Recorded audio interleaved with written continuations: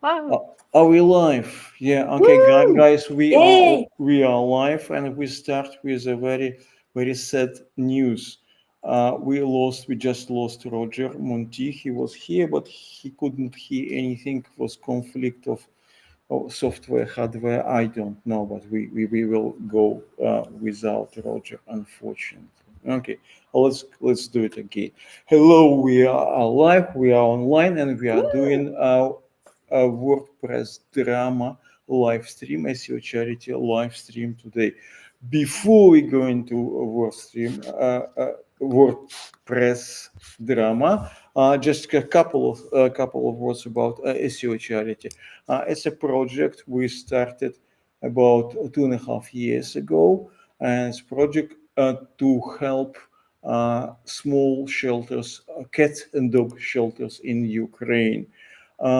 Why SEO charity? Because every charity is based on trust. You don't just give money to people you don't know and they claim, okay, we'll put it to good causes. So we try to we rely on the people who knows us. So we do bring this money to people who have small shelters in Ukraine for cats and dogs. When I said small, it's usually 100 plus animals. This is it. We've done two conference style. I think one a live stream. This is a second live stream, and we will expand and doing this some live streams. Live streams not about donation. We won't ask for money. Even if you do want to donate, you can donate here. Yeah. Okay, if you can donate, fantastic. If you not, we go back to WordPress Drama, all about the things. So I will try to introduce. I'll start with Jono Alderson. I don't know who doesn't know John. Can we make Jono bigger than myself for introduction? No, okay. Okay, who doesn't know Jonah? Jonah is WordPress. What I have to say, enthusiast and an expert, ex Yoast. Who doesn't know what's Yoast? Yeah, I'll just Google it. So Jonah knows everything about WordPress. Uh, Everything, a little bit more, about 3% more than everything. So this is Jonah. So surely Jonah will share everything, not everything, but something he knows about WordPress today. We also have Ulrika Viberg, and I would describe Ulrika Viberg as a our man in Stockholm. Yeah. Okay. So don't know the better description about this. So Ulrika is a CEO. She has her own agency and she knows a couple of things about everything. Yeah, Ulrika. Okay. And she knows a couple of things about everything. She definitely knows things about WordPress, and she's a hosting today. So, and also we have our director today, Alessia Koropka. Alessia Koropka is a technical SEO based in. She's a fellow Ukrainian, but she is based uh, in beautiful and sunny Leeds. Hello to Jerry White. Yeah. Oh, Okay. don't encourage Jerry. Okay, guys, I think I've done my job. So let's go and do it. Amazing. So I was just asked to be a host not that long ago. So I'm going to kick this off and freebase the host thing. But I've been host many times before, so I think I'm going to be able to do that anyway. So today, I, for one, am very excited to hear what Jonah has to say about WordPress, because I have a thing or two to say about it as well, because I've been working with WordPress for a long time, and maybe even longer than SEO. I mean, that is forever. So, and I haven't loved it so much at all times. There's been things I didn't like, but I've seen the presentation and I'm so excited to see it now. Can you please present it to us, Jono? Awesome. Yeah, I would love to. But before I do anything, I think we should say people should donate, right? There's a QR code up in the top corner. Please donate, because this is for a really good thing, right? Yeah, for sure. Cats and dogs who obviously don't get a lot of attention in a war-torn country, and this is super important. Everyone's done such a great job already. Please keep going. There is more work to be done. Thank you to Anton for coordinating all of that. But yeah, okay. So where do we start? Yeah, so I've got some slides. I think I could quite easily just talk for like, poor Roger, he will be missed. But I could just talk for an hour about this, but I probably shouldn't because everyone will get very bored. So please do interrupt me, ask questions, the whole thing is so chaotic and so unhinged. And it's such a tangled web of drama and madness, honestly, that yeah, we might need to rewind and hop around a bit. So yeah, please don't just let me rant.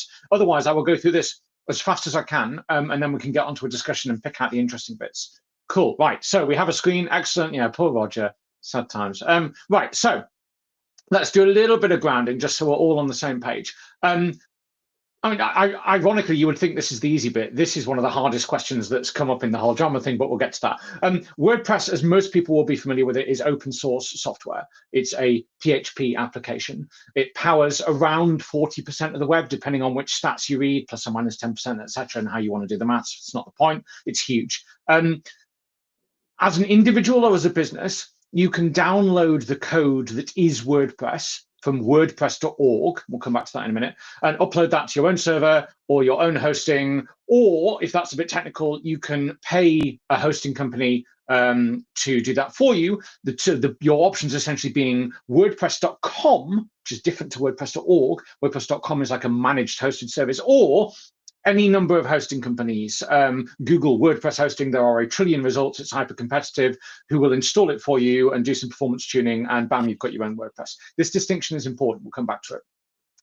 WordPress is run largely by a community of volunteers. There are tens, hundreds, thousands of people who dedicate hours, minutes, days to go, I have found a bug, I'm going to fix it, here is some documentation, I'm going to translate it, here is some design resource, I'm going to curate it, all across the board, all sorts of things. And if you are an organization or an individual who makes a living out of WordPress, you are asked to give back 5% of your value that you extract from WordPress, whether that's time or hours or money or whatever, as part of a kind of unofficial handshake about value exchange in this ecosystem. This is important, we'll come back to it. Those individuals are all organized into teams, they have leaders, they have structures, they have their own policies, they have their own rules. But all of this is governed, for want of a better word. The roadmap is defined, the organizations are set, the priorities are managed by the co-founder of WordPress, Matt Mullenweg. And this name is at the heart of all the drama that we'll come to. So most normal people probably won't have heard of Matt, you probably won't have come across him. He is generally, historically, in the WordPress ecosystem referred to as a benevolent dictator for life, which is a kind of, in many cases, not great, right? But a lot of big open source projects and big organizations have this. You look at Tim Cook from Apple, various other formats. These are singular personalities who are in charge, who do not delegate, who do not have teams of people who they help make decisions with. He is in charge. It's his baby. He is in control. And for better or worse, for a long time, WordPress has thrived, coped, managed, tolerated with this stressful structure. Now, where it starts to get interesting is Matt owns a company called Automatic, with 2 T's, which runs WordPress.com, the managed hosting option of WordPress. And incidentally, through that and various other things, he has become richer than God. There are more zeros in his bank account than any of us will collectively see in the rest of our lives. He refers to himself as quote unquote post-economic, which tells you a huge amount about how good he is at interacting with real humans and understanding the real world. He is the owner of the WordPress trademark. So if you want to call something, I don't know, WordPress cakes, WordPress PCs, WordPress pens, you've got to get the licensing off him. He's the owner of the WordPress.org website, which is super important. We'll come back to why in a moment. He's the only active member of the WordPress Foundation, which is an organization that's ostensibly meant to manage kind of charitable donations and WordPress's interactions with the wider world. Has 3 members, but 2 of them haven't been on the internet in a decade. So he is the WordPress Foundation. We'll come back to that. And he has a long history of questionable, dare I say, antisocial behavior. online and in Slack and at conferences where he's upset and offended and alienated and confused and annoyed people over long periods of time, and he does not compromise and he does not meet people in the middle. And as a result, there is a kind of continual churn of contributors to the WordPress ecosystem where people get excited, they come, they go, I'm going to build this thing, or I'm going to run this team, or I'm going to solve this problem. And they get so far, they fall into an argument with Matt over whatever ideological difference, and they burn out and leave. And this has been the pattern forever. Matt is actively resistant to any suggestions that there should be alternate forms of leadership or government or decision-making processes. WordPress is thoroughly him and his. But from what, 2006? That's always been the case. And largely, we've kind of got on with it and coped and still been very successful and so on and so forth. Now things get interesting. Now we have all the players. The closing keynote of WordCamp US. WordPress runs a bunch of conferences called WordCamps around the world. WordCamp US is one of the big ones, big annual event. Matt got on stage to do the closing keynote, and instead of talking about here's all the exciting roadmap stuff we're doing, he did a talk entirely calling out WP Engine's parent VC firm, Silver Lake Capital. WP Engine is a hosting company. Silver Lake are a VC entity that funds them and extracts funding from them. His entire talk was essentially blaming them and demonizing them for not giving back to the WordPress project sufficiently, i.e., everybody is meant to give 5% back. It's not written in stone, it's not a legal thing, but there's a kind of agreement that that's the principle. And he was saying they're not. They're VC, they're capitalists, they're extracting huge amounts of revenue and value, and they're not giving it back. That may or may not be true. And in fact, had all the rest of the drama not happened, I might have sided with Matt that there is quite a good argument that WP Engine / Silver Lake ought to have been in putting more value back into the ecosystem.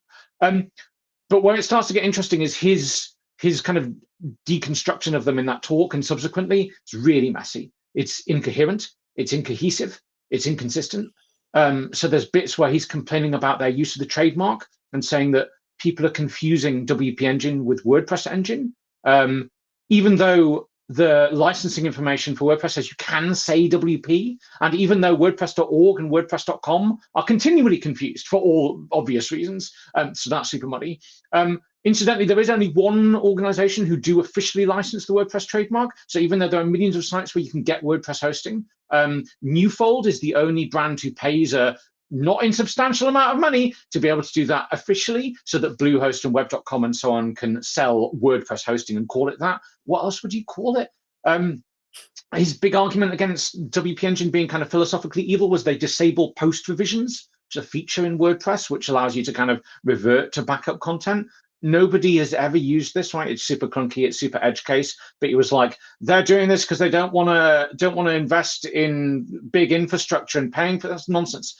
I think. And his kind of big argument under all of this is they're not giving back enough. And interestingly, one of the aspects of that are they're just not giving back in ways that he likes. And one of the things that Matt is difficult with is there's a history of people saying, well, we do contribute, but him saying, yeah, but not in this way, please. So yeah, I'll give 5% of my time back, but if I'm giving it to a part of the project that isn't his favorite at the moment, or his classifications don't agree is valuable, like I can run an event, I can make a plugin, I can go and sponsor a school to teach people how to code. All of these things are I can spend a lot of time on stages around the world at SEO events, say use WordPress and not other system. That's not contributing. None of this counts. So their argument is actually we mature the ecosystem a lot. We run a lot of events. We present a kind of enterprise infrastructure. Yeah, irrelevant, absolutely irrelevant. So all the presentation of this argument is a mess. It's poorly delivered. All the while, WP Engine's team are sponsoring WordCamp US. They have a huge booth there. They paid $40,000 to sponsor a booth and to interact with the audience. And he's busily DDoSing their senior leadership on stage by showing their phone numbers. So yeah, this is chapter 1. I won't bore you with all the rest because my gods that go deep, but this is really nice. This is a website that lists all of his kind of interpersonal infraction and messes. Don't try and read it all, it's obnoxious. But there is a site that's keeping track of all of this. And essentially it boils down to a few things. There are now lawsuits flying in both directions between Silver Lake WP Engine and Automatic and Matt and various subsidiaries of both. As that started to escalate, some really fun stuff happened. So If you want to do anything with WordPress, you want to contribute, you want to run a plugin, you run a company, and you want to provide support to your users, part of the requirement to do that is you go log into WordPress.org with your account, and then you can use those systems. A checkbox appeared that Matt had added that you have to tick in order to be able to log in that says, I am not affiliated with WP Engine commercially or otherwise.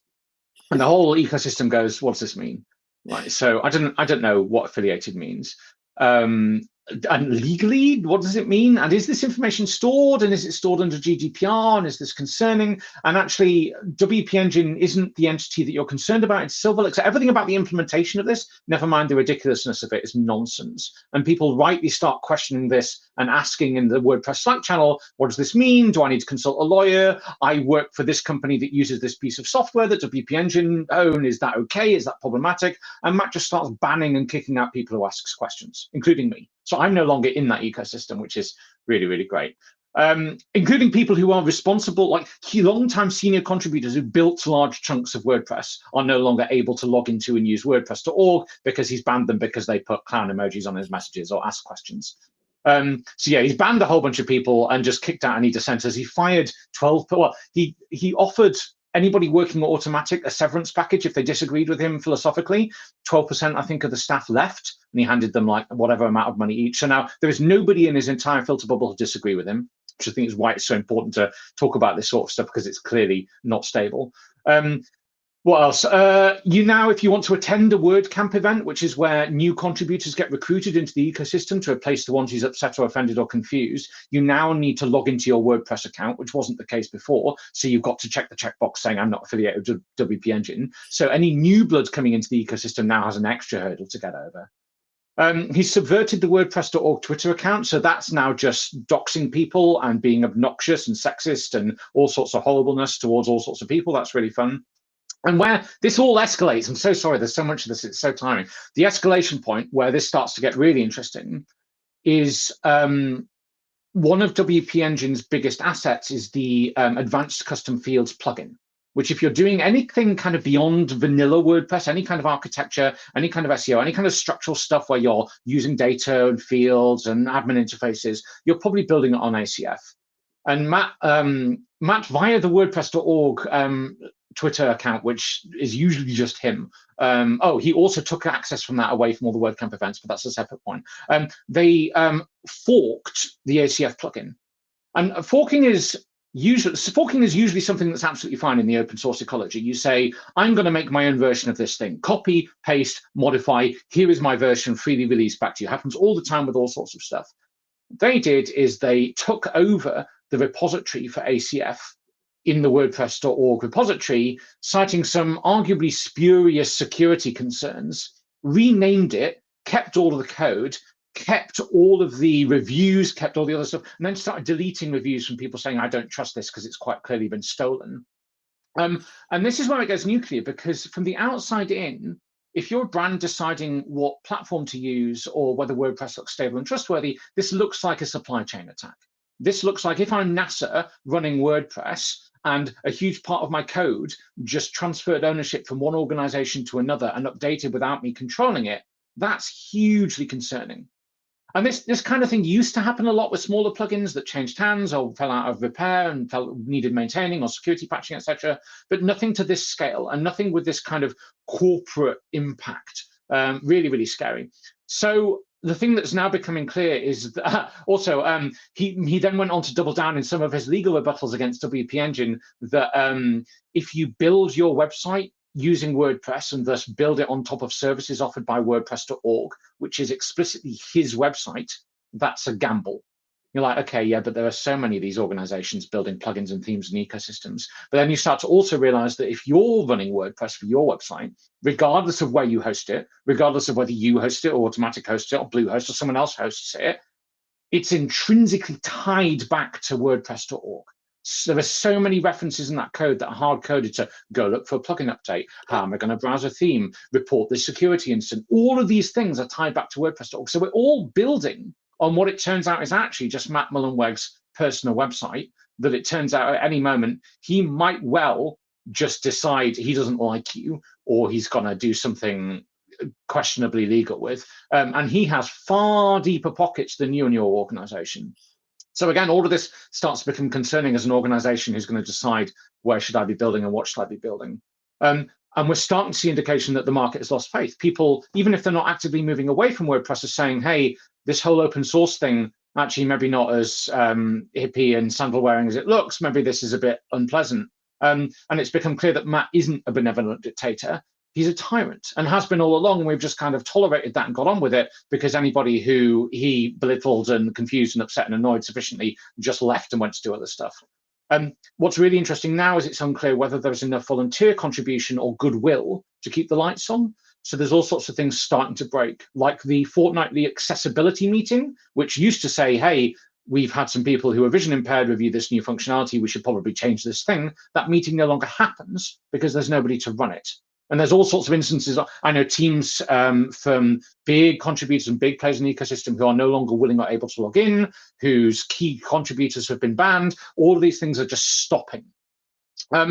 So there's some interesting debates and discussions between lots of the larger players in the organization, mostly hosting companies at the moment, behind closed doors, saying, should we, and if so, at what point should we try and fork WordPress? And this is Matt's rebuttal to all of this. He goes, you don't like it? Just go fork it. Good luck. I'm like, yeah, but you're going to fork it. It's technically allowed, but you can't call it WordPress. So you've got an uphill marketing battle.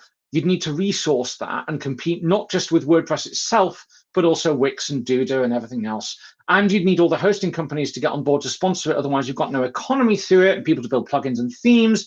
And you'd need to keep patching stuff and etc. in line with WordPress core, which you're going to need to resource. And to resource all of that, hey, you'd need a governance and leadership and contribution model that maybe asks people to give 5% back. And clearly that's problematic.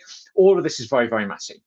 Where's that leave us? I think in a position where WordPress, the open source software, in my opinion, is still by far the best code base for building something that looks like a website on the internet, with some caveats, obviously. But largely, for most organizations and businesses and problems, it is a very strong bet. However, everything else around the software, the infrastructure, the politics, the governance, the roadmap, all of that is very, very questionable.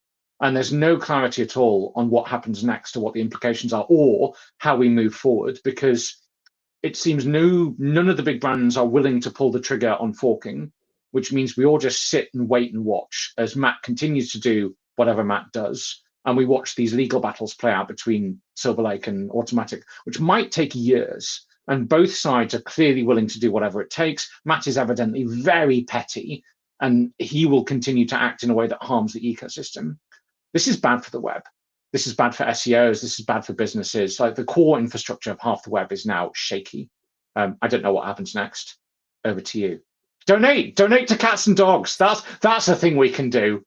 That's definitely something we can do to fix this. Do that. Well, I saw in your notes that it's 40% of the internet is run on WordPress. I mean, that alone is a scary scenario after hearing the whole rant about it. Like, then it's just really scary that it's a big portion of the web is run on WordPress. So how does this translate to a business owner who is running their website? Maybe they have, like, that's their company site where they present their services, and maybe they have some, I don't know, they sell something on it. How does all of this translate to them? How important is it for them to now, like, move on to some other platform? Do they need to do that, or should they just, like, okay, this is bad, but we're sort of using it anyways? The compromises are bad, right? The cost of that change is not small. In time and resource energy, and whatever you move to, you're probably going to lose some degree of the functionality and flexibility that WordPress is good for, right? You're not going to have 50,000 plugins to choose from. I guess you double down and hope that Matt doesn't take offense at you or your website, and that the plugins you're using aren't owned by a company that he takes a dislike to. This is the risk. I think you just hope that you don't end up in the crosshairs, maybe. But the risk is also that if you are using plugins that then don't like the whole thing about WordPress anymore, so they are leaving their plugins that do not update them anymore. That's going to be a security risk. Yeah, and this Because, is it. The you whole know, the code ecosystem is just out, and decays. then you have to update them continuously, not to be security risks, right? Yep, that's the thing that's scary, is this whole ecosystem just starts decaying. Things just gradually fall apart and stop working. I mean, there's one thing that there's a guy that holds a grudge against the world, and then he is very grumpy and very obnoxious against everyone who's tries to contribute to his, I don't know, website or his organization. And he holds 40% of the website. And he holds like 40% of the website. But the backside of that is, okay, they're leaving, and then his product is getting worse. Like, and then, I mean, I can't really see. I don't know. I can't really see a future if this doesn't sorts out or sort itself out, or he stops being an obnoxious person. Where WordPress is going to be as successful in the future. People or organizations, companies will move on to something else. Yep, definitely. And I think that might be enough to wake him up. I think he's very, very tied. A lot of his rebuttal against all of this is, oh, you're just naysaying, it's doom and gloom. We've got 40-something% of the web. Look at all these active users. And I think until those numbers start going down, he won't start to say, okay, maybe we have a problem. But then it's 5 years too late. Yeah. Like, the damage is already done. Yeah. Yeah, I didn't know this. I didn't know the whole thing about this, the whole history. But I've noticed that WordPress isn't at all what it used to be. And it doesn't update, or the plugins that I'm using are not as good anymore, and they don't update it as often as I'm used to. And I also noticed that the clients I have that are using WordPress, they do get security like penetrations every now and then, and that is, so I've started to recommend moving away from WordPress because of the security issues that are regular. Which, yeah, that's only going to get worse, as you say, if there are plugins largely abandoned, or even if I've got some plugins, I am now less motivated to go in and update them, because why do I want to be putting more money in Matt's pocket if he's going to disrespect me? Yeah. And the whole, so that's not cool. And as you say, I don't see a road to resolution. I don't see this getting better unless Matt's behavior changes, which is phenomenally unlikely, or the legal stuff resolves, in which case there's still a huge amount of mess to unpick, and they'll just wriggle around and redefine stuff.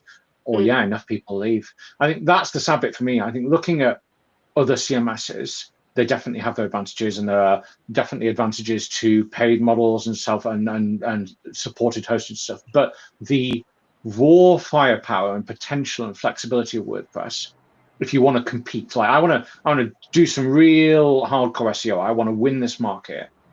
Anything other than WordPress, and you're going to have half a hand tied behind your back. Pros and cons and other stuff, sure. And for 40% of the web to lose that capability, it's just sickening, absolutely sickening. Yeah. So there was just like raining in comments from from the audience. So I hadn't had the time to actually look at all of them, but people are, oh, this is horrible and everything. Where are the developers going when there's a platform instability? What are they looking for? As Victor says. Yeah, I don't know, because there's not many other options in open source, because WordPress won. Yeah. And you look at, I know Drupal still exists, still has quite a thriving community, and ironically has a quite sophisticated governance model and democracy and all sorts of stuff. But got to step from WordPress to Drupal, you would lose so much. What was the name of the Danish open source CMS that was very a couple of years, like many years ago? Oh, Umbraco! Wow! Oh, no, yeah, Umbraco. I like that one. I actually built a website doing, or a CMS using Umbraco. 2012, Jono did not have fun with Umbraco. It was, I'm sure it's improved since. Yeah, but I also have clients running websites on Umbraco. Yeah. It's very ugly on the But backside. you don't have to swap from one open source to another open source. Yes. Yeah, I'm not trying to sell anything. No, no, serious. Yeah, I only try to sell cats and dogs. Well, sell kittens. So I'm not. But this is a legitimate question, isn't it? Why not? Why should you stick with open source? Because we know in software history, Microsoft didn't lose to open source software. I don't want to say to Linux, for example. Yeah, it was I don't know what 20 years ago was kind of euphoria that Linux will take over the world, and it didn't happen. Yeah, and one of my big gripes against Matt and the broader WordPress community is that it does a terrible job of competing with the capitalist commercial ecosystem. Look at the marketing spend and revenues of a Wix or a Shopify or a Squarespace. And what WordPress is doing comparatively is laughable. Like they are running sophisticated campaigns, they're doing lead gen, they're winning hearts and minds, they are engaging with the community. WordPress is doing none of that because it's sat on its laurels saying we've got 40% of the web. And over the last few years, those types of products have definitely come on leaps and bounds and are far superior in some regards to WordPress, for sure. And there are many types of businesses and organizations who would do far better on those than having to fight with WordPress. Yeah, open source may be dead. I mean, this is the broader problem. Is he's not just shot a hole in the reputation of WordPress, but the whole open source movement. Because if you can't trust your code base, and it's not in fact run by a community with goodwill who have your best interests in heart, yeah, that's concerning. Hello, doggy. Oh, people are laughing about all the old ways of coding, like Perl. Perl has become a new shiny thing lately. I've heard that. I heard some people looking for Perl developers. I haven't heard Perl since I don't know, the millennium, the millennium shift. So when you worked at Yoast, you were one of the contributors to WordPress. Did you have contact with Matt and the organization? How was that? Very little. He's very picky about who he'll engage with because he doesn't delegate at all, and because he retains absolute power.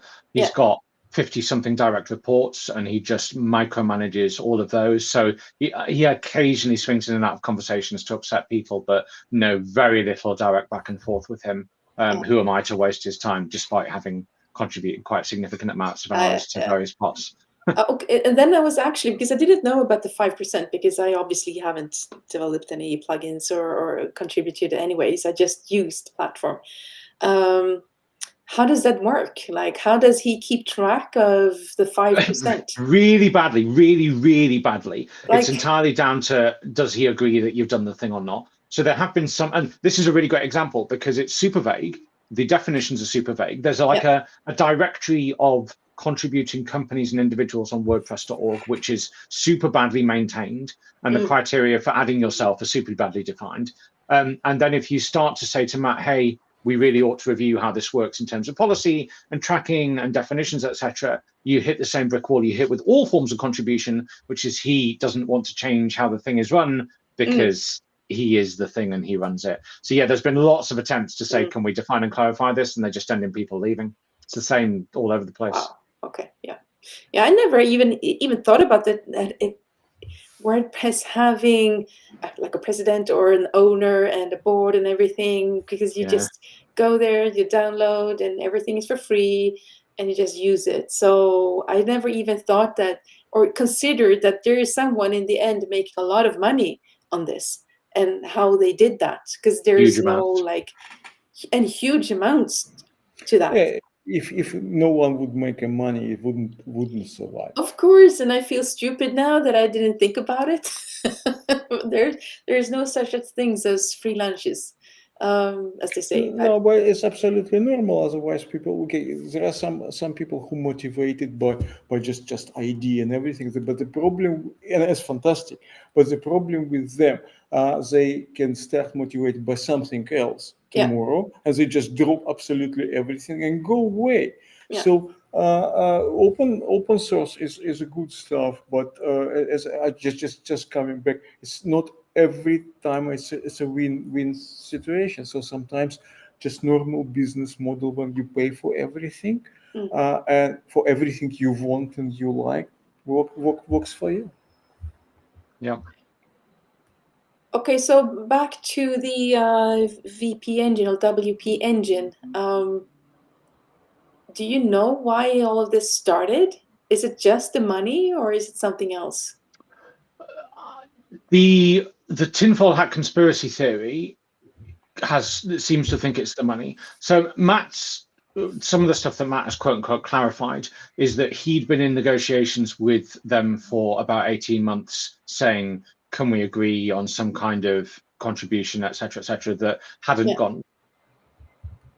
It's hard to overlook the fact that WP Engine is one of the largest and most successful and profitable hosting companies in the space, and that Matt's ownership of automatic.com is their largest competitor.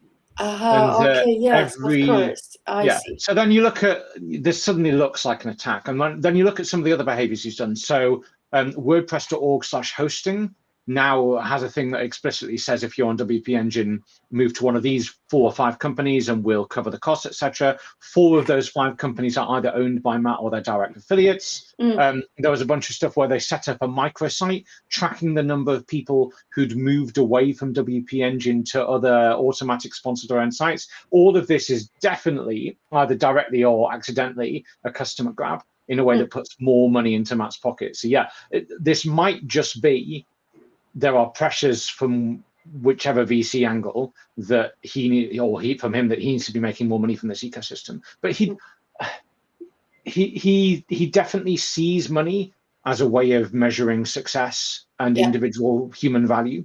The revenue you generate is how valuable you are as a person. So yeah, more of those numbers seems good to him, which is not pleasant. Yeah.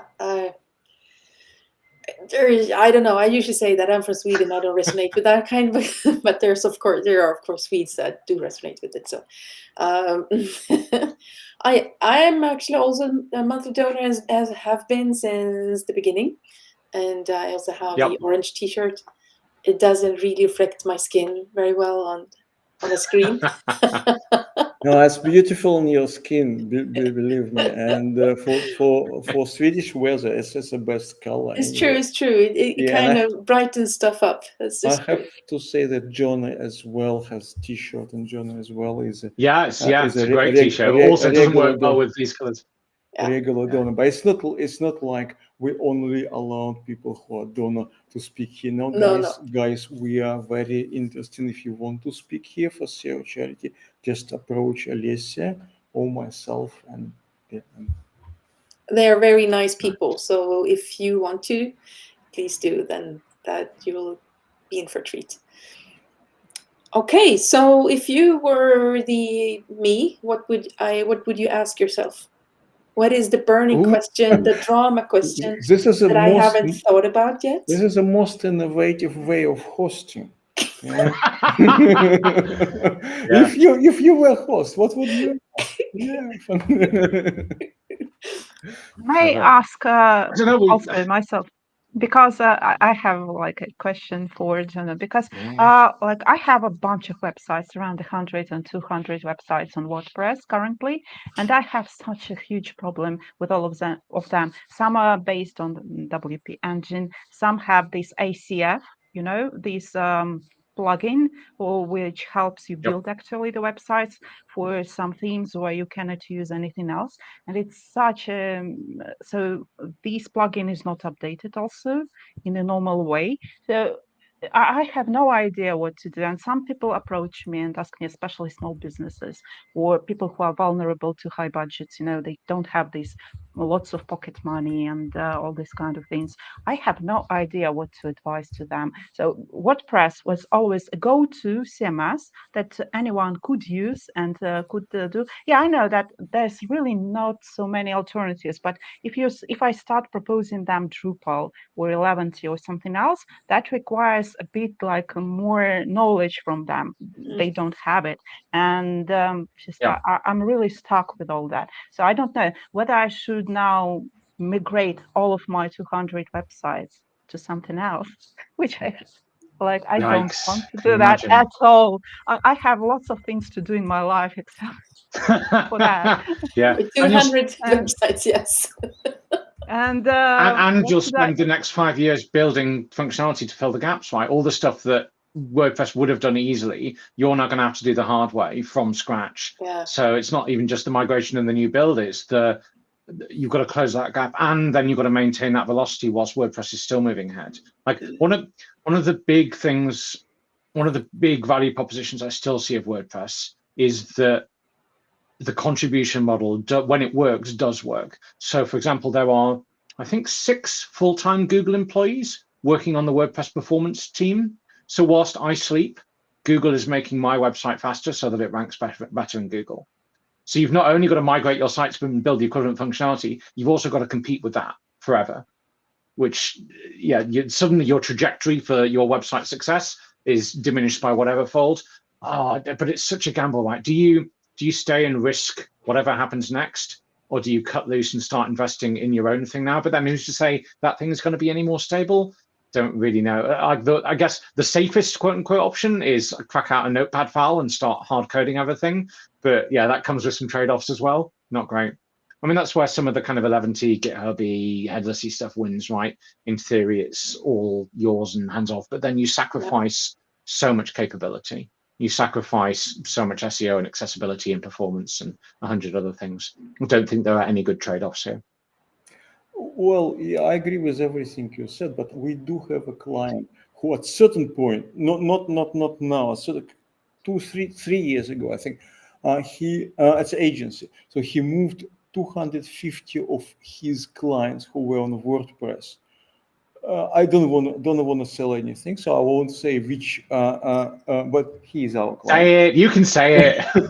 I went to do that. Yeah. So he moved 250 WordPress clients to do that, and by now he moved 1,000 clients from WordPress to do it.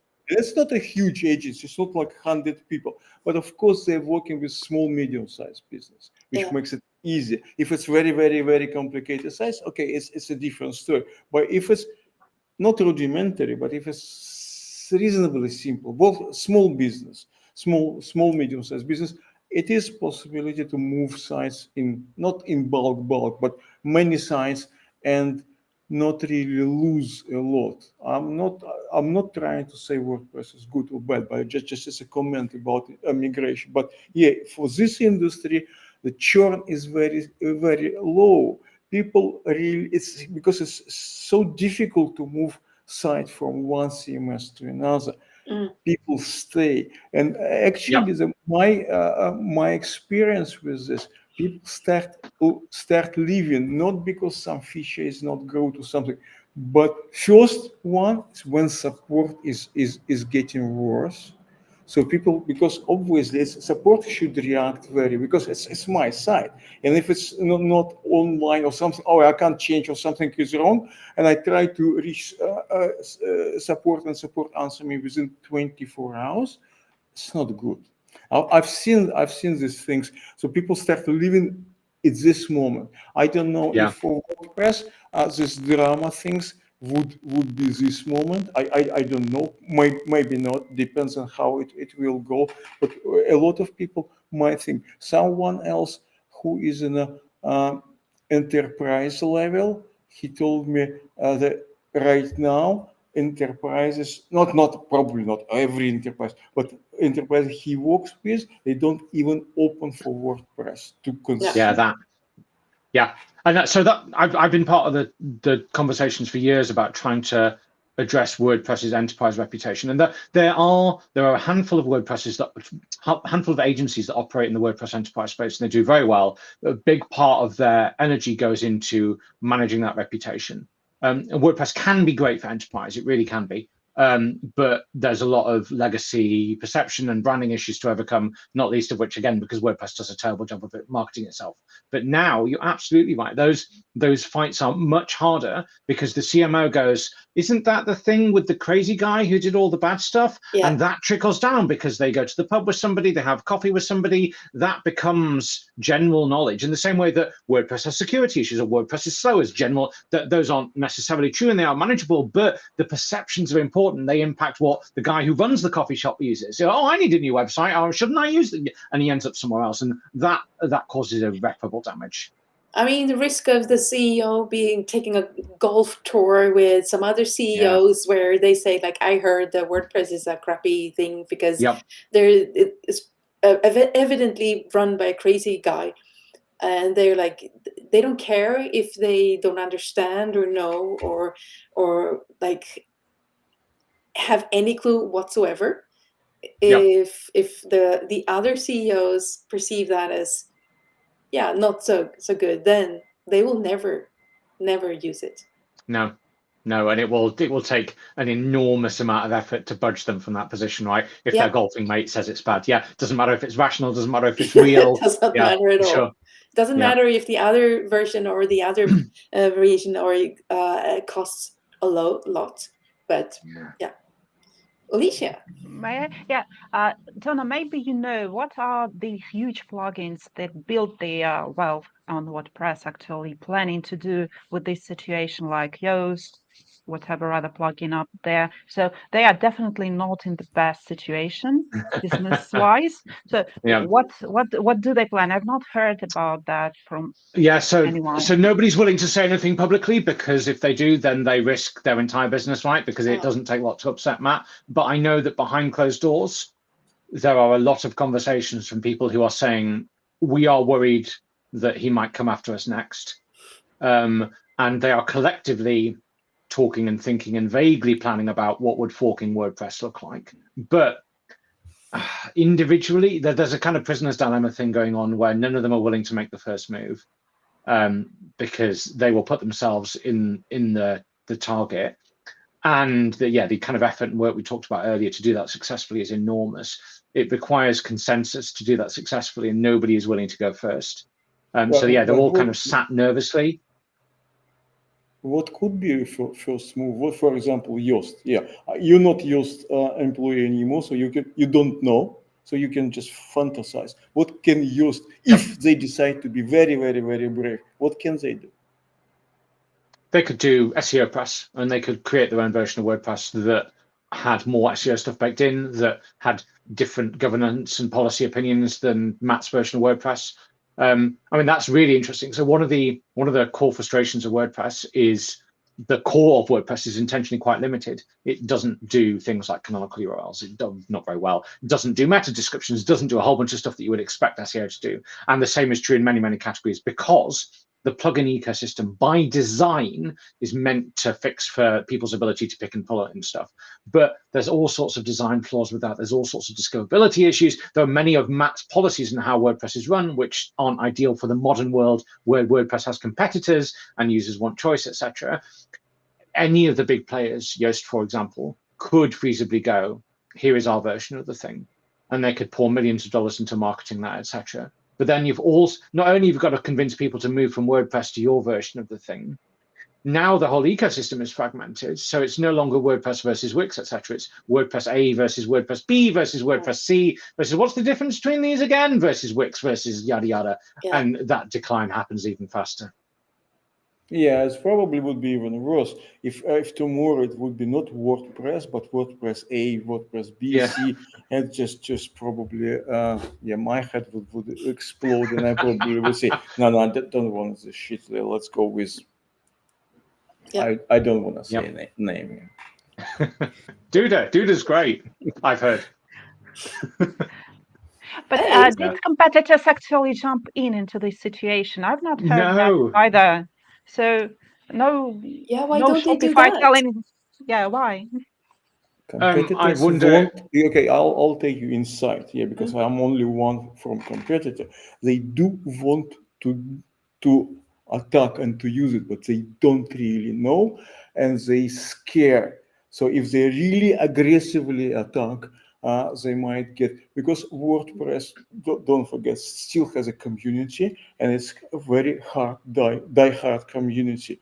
WordPress people who, I'm not talking about Matt and all this, people just who use it. So it's really not easy thing, and it's a double blade sword. So Yeah. And realistically, if you look, WordPress in a way doesn't have competitors. Where WordPress in terms of size, 40% of, and where Wix or anybody else, Duda is about between 1% and 2%.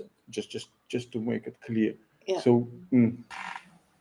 Yeah, and I mean, the reality is also that companies do not want to change their CMSs. They're happy having one and having someone to update because the things. it's a huge cost of, as I said. But it's also like they have other things to do and other things to worry about and other things to, such as making money themselves, or having a message to carrying out, or doing a service, or I for myself, even though I work with SEO and stay online more than 8 hours per day, my own website, it does not get a lot of love. I can tell you that.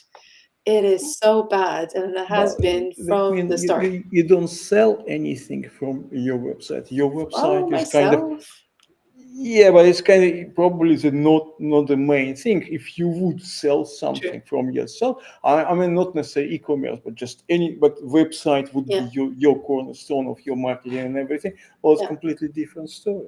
Yeah, it's true. Okay, so how do you think, like, what's the, I mean, you had the next thing, but how is this, is anyone gonna ever win this war of lawsuits and everything? Oh, the lawsuits are likely to run for years. I mean, there's a few people been looking at it and estimating and stuff at this scale and this type of mess. Best case scenario is 2 years, but more realistically, it's going to be 5 or 6. The other thing I'm nervous about in terms of next has been some kind of jokes in the comments about, oh, well, you all use JavaScript headless stuff. I really think that is one of the possible outcomes, and I still get kept awake at night by the stuff I see React developers building and Vercel putting out and similar, that I think a web where more people are turning to fancy, modern, headless monstrosities that are not performant, that are not accessible, that are not designed to be crawled, that are not built well, that are built by people who don't know what they're doing, is not good for the web, and by extension, not good for the human condition. Like, the web is important, and its integrity and the information it contains and its utility to humanity is quite important. And yeah, there are bigger issues facing the world. But if lots of people now go, I'm going to move from WordPress to Sanity, Vercel, to name a few offenders, the web gets worse, and that's not good for anyone. I had this discussion with you at one point at SMX Advanced, I think it was last year, where I actually like headless because it's for me as an SEO, I don't do the development myself. I have developers. It's easier for me to make demands and create requirements and everything. I really like it, and headless can be like, you can build whatever, one code base and use it on multiple places. And you can make it SEO friendly, and you can make it perform. Nobody ever has. Nobody ever has. I would like to argue. So show me an example. I'd love to see one. I completely agree. It can be, but you need a development team who know what they don't know, which are already in the 1% of the 1%, who are also experts on front end and back end, and you're in the 1% of the 1% on that. And most people can't even successfully edit a robots.txt file without messing that up. And now you're asking them to reinvent how the browser works on top of a server response and make it like and all of this is stuff that WordPress just gets right out the box. So we've spent 15 years training them not to have to think about how should a back button work and what is a favicon, like, and suddenly you've got a generation of people who are building applications thinking that they're websites without knowing any of this stuff. And yeah, it can be better. It can on paper. Genuinely, I've never seen it done well. Okay. Yeah, you should come to Sweden and home of the brave. Yeah, I love Sweden. Stockholm's great. If there's one place that's nailed it, it's Stockholm. Not in winter. I wouldn't recommend. No, don't. Especially not in November. This is horrible. Like, I haven't seen the sun this month yet. Ouch. Yeah. The sun's overrated.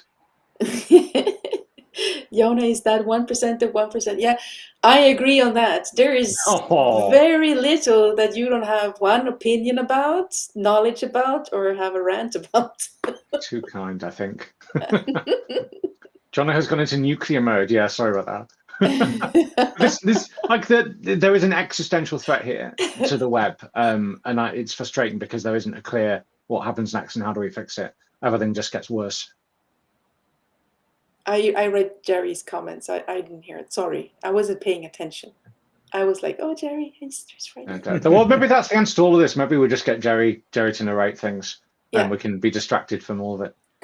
By the way, Jerry was part of our conference, so he's very, very, very welcome here. Yes. Everyone welcome here. We not only, as I said, we not only give space to talk to our members and people who donate. No, we give people speaking opportunity to people like Jono. Maybe not that many people like Jono around, but people with the knowledge. And your presentation was absolutely stunning and fantastic. And I'm not saying just as a politeness. Yeah, I would say it is a politeness as well if it would be absolutely horrible, but it wasn't. It was fantastic, and you can hear that you're very, very much in it, and it's for you it's an emotional thing as well. So, which is always nice.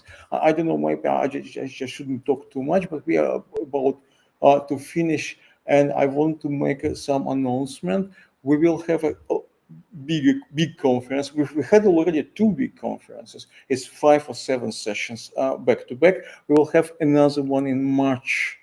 And end of March 2025. We still have time, but if any one of you, including Jono and including Ulrika, if any one of you want to contribute, not money, if you contribute money, fantastic. But if you want to contribute your knowledge and you want to speak, you are very, very, very welcome. Just approach Alicia or myself. It was very, very nice to be a part of this, and thank you for that, Anton and Alicia, and thank you, Jono. Yeah, thank you all. That was cathartic, and yeah, I'm not sure we fixed it, but it's good to. I still think it's fascinating that most people won't have seen any of this, obviously, because they're not deeply entrenched in it. But the actions of one man have such a profound and far-reaching impact that it's worth being aware of. Scary. That is scary. Yeah, one who can hold down 40% of the internet. Yeah. It's very scary. It's more scary than Google, actually. Yeah, actually, yes. Yeah, because obviously Google takes much more than 40% by search. It's not a website, and it's just one day you can wake up and WordPress disappear. Yeah, that would be weird. Be an easy day for me. I get nothing done. Well, I work with headless, so nice. Mostly. Okay, during our 1 hour things, we receive some money. 1, 2, 3, 4. 4 people bought a coffee, and we even have 1 new member, which I will contact and ask if he wants this T-shirt. But about T-shirt, we don't use donated money. I use my own money to print them, and actually they printed in Ukraine. And to send them. So this is completely not, and we don't have any cost. Alessia don't get any payments for what she's doing, and she actually pays her own money to design and many other things. Our website is hosted and developed by Olive Street Designs. Is a Chicago-based web design agency. They don't charge us at all, even for hosting. We put them as a sponsor, but I told them, okay, we will pay $10 or something for hosting. They said no, it's all absolutely free. So if any of you want to have a web design done, just go to Olive Street Designs, and they'll do fantastic websites. And thank you for our speakers, Jono and Ulrika. Thank you so much. We wouldn't be able to do anything like that without you. Thank you. And I No, thank hope you. to An see you absolute again.